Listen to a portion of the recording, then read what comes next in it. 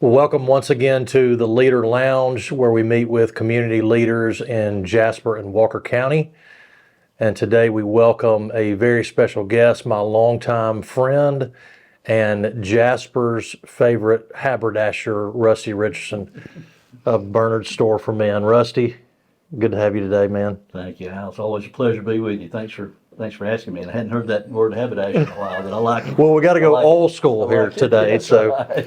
when I think about Bernard's Store for Men, obviously, we think about clothes, but one of the first things I think about is that it is a gathering place, and really if there is an epicenter of Jasper culture, Bernard's is that place. My first question for you is, what did you learn from Bernard Weinstein that kind of cultivated that culture down at Bernard's? Well, I'm honored, number one, to be there at the store. And of course, Bernard was a big guy in my eyes, and he taught us, about the one thing he wanted people to be comfortable coming in the store. Mm-hmm. And when you're comfortable coming into a place, you want to stay. You want to stay a little while, hang out, and mix and mingle. We never want pressure to come into it. You want them selling somebody something. We love people to come in, make themselves at home. If we sell something to them, that's a bonus really to me, But Bernard was he was a customer service oriented guy, and yeah, he was a great salesman, more so than me, than I ever thought of being really. But he wanted people to feel comfortable, not feel pressured or pushed to buy something, And I think naturally that people want to sit. We'd sit in the shoe department back there, and sometimes I look back there, there'd be 6 or 8 people back there, shooting the bull and carrying on, and that's great. I love that, and I'm glad. Epicenter is a big word, but I like it. I feel good that people really feel comfortable about coming in the store. Man, and another thing, I didn't write this down on my sheet, my question sheet here, but man, there have been so many characters in Jasper and Walker County that come in and just sit back there and just tell stories and chew the fat. I know that's meant a lot to you over the years. It has, and sometimes I sit and wonder. People say, "Russ, you should have written a book, about a number of people." Glenda and I could probably go back and do a pretty good book, I think. But sometimes I sit and I think about all those guys over the years that came in, and I'm not going to start naming names. I may start naming them here in a second, so you better get ready. We've already talked about Big Al right now. Well, he didn't sit; he just sat at the back and smoked. That's it. That's it. I sat and we chewed the fat, and he dropped on the door. But anyway, it was always fun. But it was God. There were hundreds, maybe thousands of people that would come in and hang out, and lots of characters. A great generation. Yeah. Well, generations. I just think about like Saturday mornings, Buddy Thorne being down there. You knew when you went down there on Saturday morning, you were going to see Buddy. That's exactly right. Yeah. He made it a point to come in the store. I would think he probably averaged 3 days a week, and that's 3 or 4 days. And then when the coffee table was down there on the corner at Elegant Bakery, those guys would all be there, and then lots of them would just come right on up the block, pull into Bernard's. Smokey and Sam Murphy and Elizabeth's daddy and all of them. They would come in the store, make their run. Paul Boatler and his brother Rip and Bernard and all them. They were good buddies, and they had played golf together. But they would come in the store, and they'd come in and hang out a little bit and right back out. Babe May, Ike May, Joe Best. I can go. See, I got you started. Yeah. So, and it's sort of a museum too. The items that y'all have got, on the walls and on display, are most of those donations? How do you go about it? Is that something that's kind of happened organically throughout the years? Yeah, some of it's donation. People will call me and say, I ran across this in my attic. Would you like to have it? Yeah, bring it down here. A lot of Walker Viking stuff and Walker College stuff and all that. And somebody brought me an original seat the other day out of the gym. It says Walker Rebels on it. And I showed it to somebody, and it had Lee on there. And I showed it to Tab Hudson in the store. And I showed it to Tab, and he said, "Oh man, that's Tony Lee's seat. I sat in that chair right there." So we love old stuff like that. And I don't know, people. it's just a lady walked in a while back and she looked into the old bank vault. We made an office out of it and a changing room back there in the suit side. And she looked in there and she said, "God, this place looks like a museum." Yeah. And she said, "And it needs dusting." And I said, "Yeah, it does. We ain't got time to dust it." You got to sell clothes. That's right. Right. And I asked Liz sometime, I think it kind of looks kind of piled up sometimes. She said, "No." I think everybody likes to come in and look at the old stuff and think about the old times. Yeah, it adds that sense of nostalgia to the place and character. It does. Absolutely. Character. Let's talk about clothes for a moment. We need to talk about clothes. Bernard's has always been known of carrying great lines, but you've got to kind of thread the needle, so to speak, because Jasper is not Seville Row in London. I mean, so when you go to market and you're looking at a line, what are some factors that go into that? And then even within that line, when you're making decisions about what to buy, how does that process work for you? Well, for us, you got to be. I think you got to be price structured right. You got to be, and I mean that by saying you can't be overloaded at the top. In some stores you'll go in other big cities, it's all at the top. You got in our town. I think it's very important to offer different price points for the whole market. It's hard to buy for guys that are from 14 years old to 104. It's kind of hard to buy, but you need to be price structured right. And to me, if there's new lines coming out, like the Johnny O line that came out, those lines have been very, very good and very popular. But it has to have a sound to it also. Some lines will get popular. Lots of times I won't go look at it because I don't like the name of it. Guys buy lines too. Like that's how guys buy. I mean, that's very, very important to men. It really is. When they find something that really fits and they feel good in it and gives them that confidence, they'll come back to it. And I think that's important to have a lot of name brands, but you have to be kind of structured. You don't want just, we're what we call ours is middle to upper.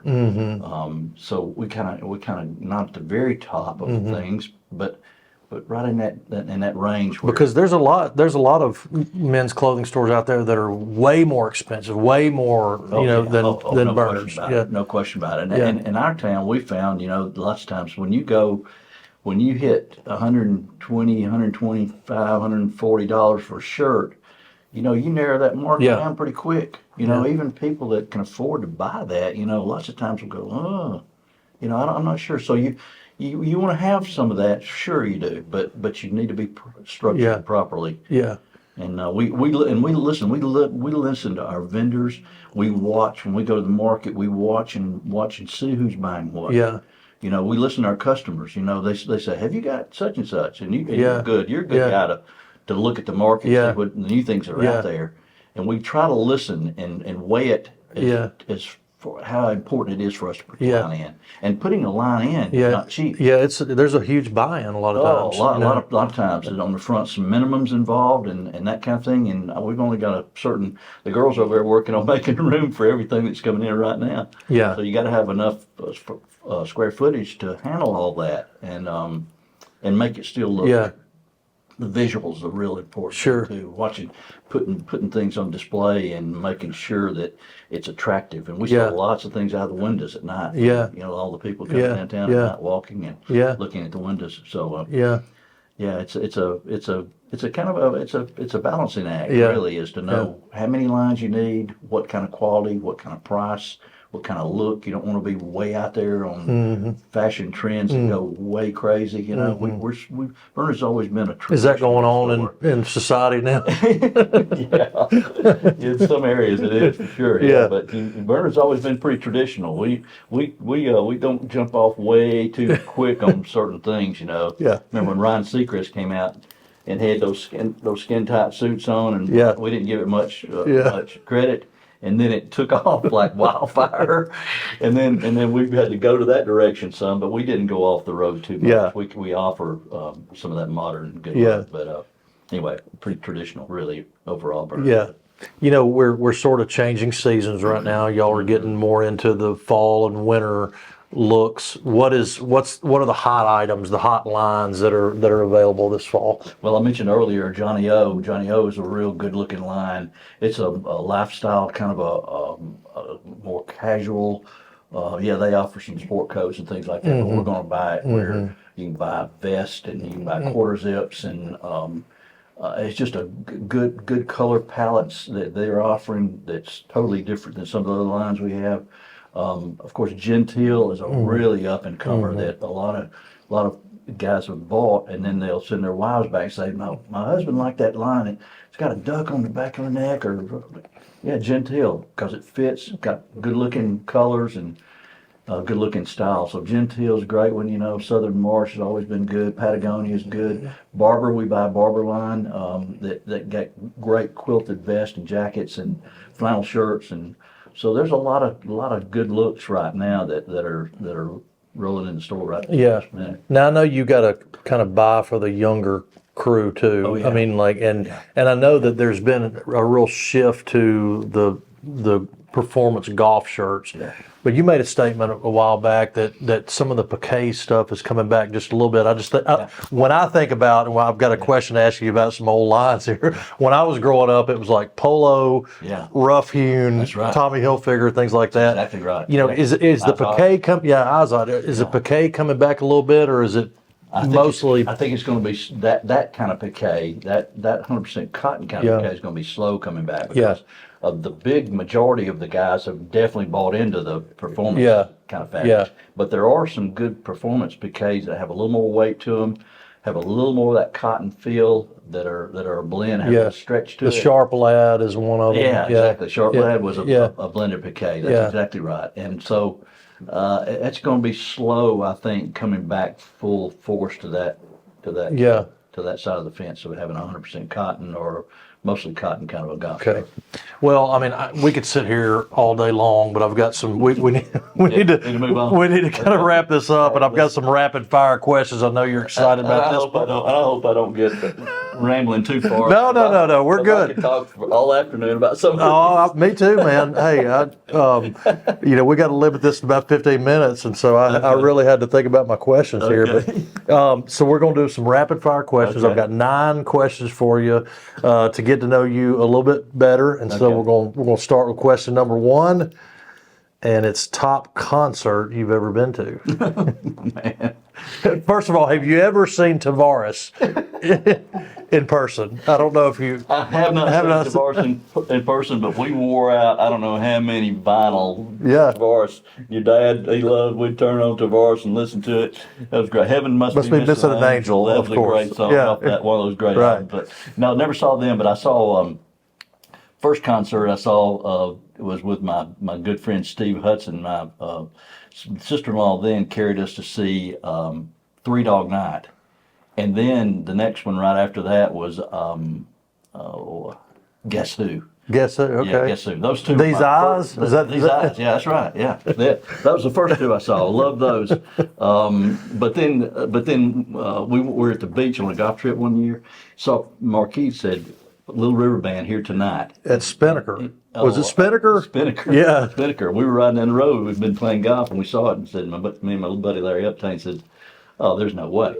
So anyway, he said, "We're going back up there tonight and see if that's them." So we got there early, walked in. Man, they came out there and they rocked the house. It was great. That was one of my top concerts. Steely Dan's another one we love. Listening third row seats in Tuscaloosa, see Steely Dan. That was a big And you've seen Elvis. Saw Elvis in Tuscaloosa in '77, Elton John in '76 or '7, and so I've got several favorites. Did you see the New Temptations when they came to the Jasper Fairgrounds? 92, okay. I missed them. All right. Question number 2, one clothing line that you'd like to see make a renaissance. Oh, that's been one of the hardest questions to think about, Al. I tell you a line that really that we rode for a long time that was solid as a rock, and then they kind of left what brought them to the forefront, and that was Tommy Hilfiger. Yeah. Tommy Hilfiger, my brother-in-law and his friend my cousin Richard Underwood, they told me one day, said, "Rusty, you got to buy this line. It's called Tommy Hilfiger. They got the best khakis in the world." And so anyway, we bought it, and we bought the sportswear line for probably 12 years, 10, 12 years. We still carry the suits and the sport coats, but the sportswear line kind of left what brought him to the dance floor. But I'd kind of like to see that come back. Those good khakis and button downs and good looking Yeah. golf shirts. Yeah. Mine would definitely be Rough Hewn, of course. Oh yeah, of course. man, yeah. Rough humans. Bill Womack that sold us that line. I saw Yeah. him in Charlotte the other day. Question 3, would you bungee jump? Years ago, I would have, not now. That and parachuting also. Yeah. I've always wanted to parachute, but I got a little old now, and I probably wouldn't do either one of those. Me neither. Yeah. All right, favorite all-time Alabama football player? I know you're a big Bama fan. Favorite all-time player? That's another tough question, but I've got their pictures up over there, and I got to meet both of them at a function in Tuscaloosa. Johnny Musso, the Italian Stallion, number 22, and then Joe Namath was the other one, and he was always so they were cordial to us. Quick little story too, if I can. Yeah, Johnny Musso. Well, Steve Hudson invited us, Elizabeth and I, come to a football game in Alabama. We were up in a box. They had a box up there, and never been in a box. And I saw Steve down there at the other end, and he's doing this right here. And he said, Rusty, do you remember what number I was at Farmstead when we were playing basketball? And I said, oh, well, let me see. I was 14. Rex was 10. He said, 22. Meet Johnny Musso. Oh, man. I shook his hand, and he couldn't have been nicer. Yeah, great guy. Yes, sir. All right, person who's still alive that you would like to meet? I'd really like to meet Coach Gene Stallings. Yeah. What an inspiration to a lot of us. Just his outlook on life. Yeah, I remember one thing that he said, and they asked him a question, Coach, what if you had the choice between John Mark, who had autism, he was his son. He said, if you had a choice between John Mark being just a regular, healthy young man and him or him being autistic, which one would you choose? He said, oh, that's a no-brainer. He says, no-brainer. I love him like he is right now. And I thought that was so good. So good. Stallings has got the new movie out. I'm anxious to see it. I am too. That ought to be great. I know your faith is a huge part of your life, so I had to have a faith question. Favorite book of the Bible? Like I said earlier, Elizabeth and I are going through a year-long read of the Bible right now, a daily read, and you get a little behind sometimes, and then try to catch back up. And but the Bible's so rich. Scriptures are so wonderful, and I think if I had to narrow it down, it'd probably be the Psalms and Proverbs because it's about life. It's about how we need to live our lives and what it means to live a godly and righteous life. One thing, I think I know the answer to number 7. One thing you do that helps you to relax. We like to slip out to the lake in the afternoon and sit out on the deck. And now there's a lot of people don't like them, but I like them. There's lots of Canadian geese that fly by. Where the deck is that we sit on is kind of here right above the boathouse, and the Canadian geese kind of fly right across the thing honking, and there'll be probably 25, 30 in a group sometimes. And I don't know, there's just something about the creation sitting out there and being quiet and listening to the creation. That helps Elizabeth and I both relax. Love that.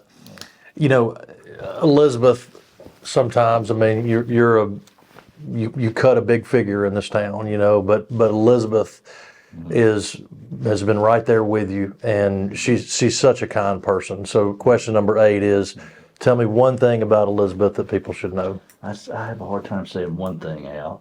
She's a real humble servant. She's got a wonderful servant's heart, and I think that's obvious. I think a lot of people know that, but she likes to do things quietly, and she's a wonderful cook, as you can tell by looking at me. She's a great cook. And she loves people. She loves the Lord, and she's a great example for me, and to a lot of other people too. Yeah. She tries to reach out to people, and she kind of, it's almost like she strives not to let anybody know she's doing something. Yeah. Number 9, and this kind of is turning the focus on you a little bit, is what do you want people to remember you by? By honesty, by being a man of integrity and character,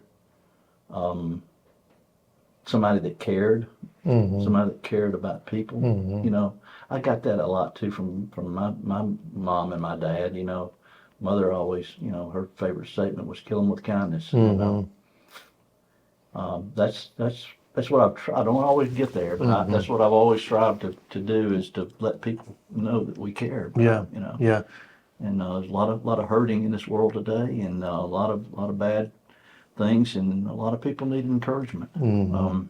Absolutely. And patting on the back and lifting up, and so that's what I'd like to be remembered as, somebody that cared. Well, one thing that I've noticed that you do a great job of this, and I don't do as good a job of this, is when it's somebody's birthday, you know, just a quick text or something like that, you know, something like that, just a small gesture. Last year, you know, I think you brought me a T-shirt on my birthday. So just little things like that, you know, makes a big difference. And I really appreciate your friendship in that regard, just being thoughtful and considerate to me across the years. It's been a I lot. appreciate that, Al. You know, and that's important to, like I said, to encourage people, let them know that they're loved. Yeah. And you know, birthdays get here and they go by in a hurry, you know.